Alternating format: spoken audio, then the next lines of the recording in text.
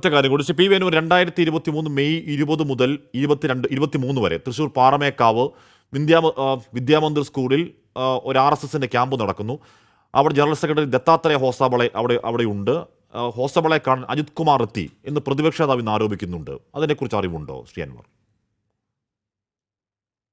അല്ല, എനിക്കും ഇന്നാണ് അറിവ് കിട്ടിയത്. എനിക്കും ആ ഇൻഫർമേഷൻ എൻ്റെ ഫോണിലേക്കൊരു ഉത്തരവാദിത്തപ്പെട്ട ആൾ അയച്ചു തന്നിരുന്നു.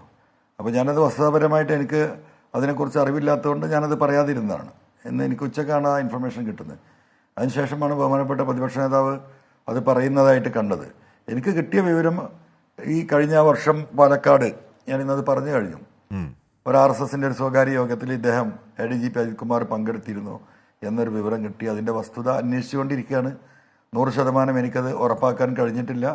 പക്ഷേ അദ്ദേഹത്തിൻ്റെ ഒരു നേച്ചറും അദ്ദേഹത്തിൻ്റെ ആറ്റിറ്റ്യൂഡും കഴിഞ്ഞ കാലത്ത് അദ്ദേഹം നടത്തിക്കൊണ്ടിരുന്ന പ്രവൃത്തികളൊക്കെ കാണുമ്പോൾ സ്വാഭാവികമായിട്ടും അദ്ദേഹം അതിൽ പങ്കെടുത്തിട്ടുണ്ടെങ്കിൽ അത്ഭുതപ്പെടേണ്ടതില്ല എന്ന് വിശ്വസിക്കുന്ന വ്യക്തി കൂടിയാണ് ഞാൻ.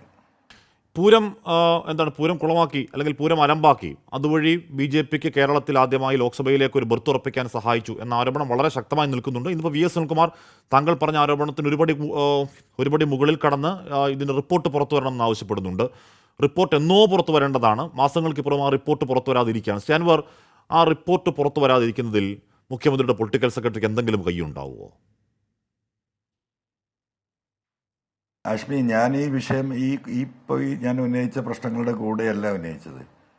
പൂരം കലക്കിയതിൻ്റെ അന്നോ പിറ്റേന്നോ അതിൻ്റെ പിറ്റേന്നോ ഈ വിഷയം വിശദമായിട്ട് ഫേസ്ബുക്ക് പോസ്റ്റ് ഇട്ടൊരു വ്യക്തിയാണ് ഞാൻ.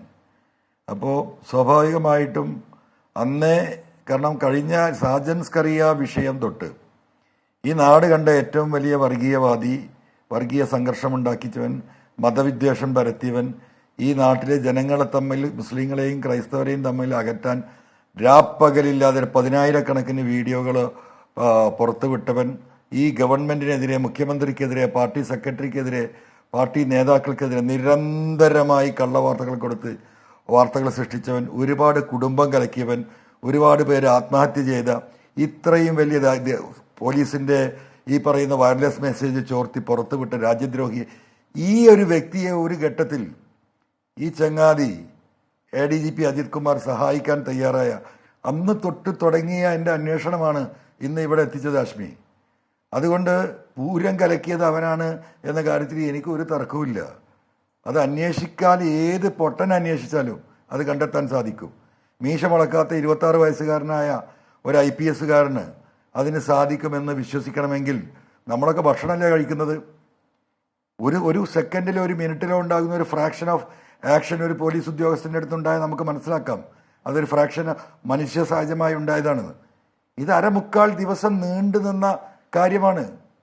പൂരം പാടെ കലക്കിയതാണ്. എന്തേ ഇനി അദ്ദേഹത്തിന് ഇടപെട്ടില്ലെങ്കിൽ അദ്ദേഹത്തിന് വിവരം അറിയില്ലേ?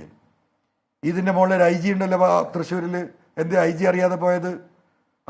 DIG ഉണ്ടല്ലോ, പിന്നെ IG ഉണ്ടല്ലോ, ADGP ഉണ്ടല്ലോ, CMൻ്റെ ഓഫീസിൽ വിളിച്ച് ചോദിക്കാലോ ഈ പറയുന്ന കമ്മീഷണർക്ക് എന്ത് ചെയ്യണമെന്ന്.